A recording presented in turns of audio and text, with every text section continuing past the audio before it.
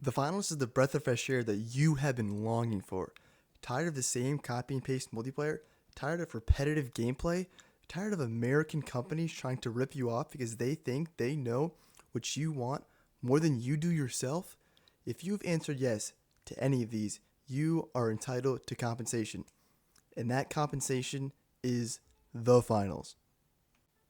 In my objectively correct opinion, the finals is the greatest FPS multiplayer that is available, popular, and not full of hackers.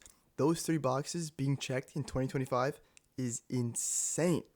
And with Season 7 dropping in less than 24 hours, I'm going to tell you why now is the perfect time for you to ditch whatever you're playing at the moment and go give the finals a shot. Developed and published by Embark Studios, a Swedish company, in December of 2023, the finals is primarily an objective-based 3v3v3 FPS. I know that might sound weird to some, but just let me explain. For the sake of time and simplicity, I'm just going to talk about the primary game mode and the main selling point of this game, Quick Cash. What is Quick Cash, you might ask? Well, before we get into that, let's just talk the game and the gameplay. The finals, like I said before, is a 3v3v3 set inside a virtual game show. Similar to Hunger Games, there are announcers and special events that occur on the map as the game progresses. Things like low gravity, meteor showers, mega damage, and a ton others. You'll pick between three distinct classes, light, medium, heavy, all of which play differently and require different skill sets. A heavy can't play like a light or medium, and vice versa. Picking what class you'll main or play as in that round and how you'll build a team is crucial to success, as certain makeups are better than others. For example, if you play medium, you have the ability to heal your teammates or revive them on the spot if they die. This makes having a medium on your team basically a necessity, unless you're just absolutely cracked at this game and you run three lights, which is a very common thing once you get pretty high up there. Lights are focused on fast-paced combat and stealth. Their weapons, for the most part, are ones with high fire rates like SMGs and pistols, but you could also use a dagger, semi-auto rifle, throwing knives, a bow and arrow, a shotgun, or even a sword. After the weapons, we have the special ability and gadgets, all of which play completely differently. You pick yours based on the kind of light you want to play as. This goes for medium and heavy as well. Medium being your middle ground, your all-around player, using weapons like the FAMAS, AK, SCAR, and finally heavies are tanks and designed for support, with most of their gadgets meant to slow down the enemy or protect your team. They have dome shields, solid shields, RPGs, things like that.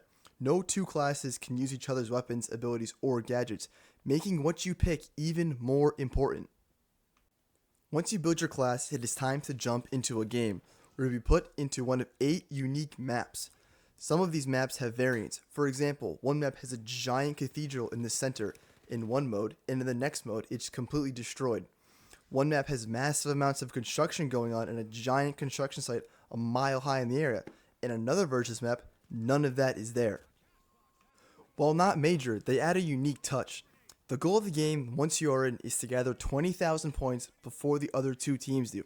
The way this works is that there is a vault that spawns in and has to be opened and then deposited. And once it's deposited, it's worth 10,000 points. And whoever has possession when the timer runs out wins the cash out. You do this by plugging in the vault to a cash out and defending it or stealing it from the enemy team. This gets incredibly hectic because it's not your team versus another team of 3, but your team of 3 versus 2 other teams of 3 all fighting simultaneously. This is what makes this game so strategic in such a high IQ game.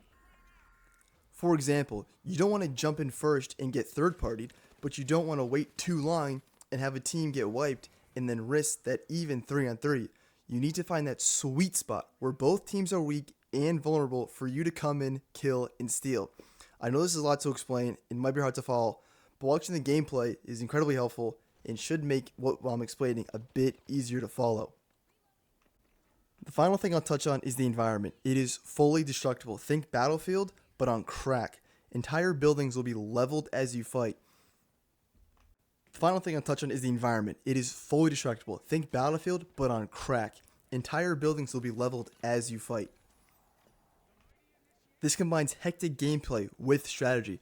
For example, there are floating structures across the map. and some of them have cash outs on them. If you're on the ground and you can't get up there, or you don't want to steal it while it's up there, you can knock it down using either weapons you have or explosive throwables that are found across the map.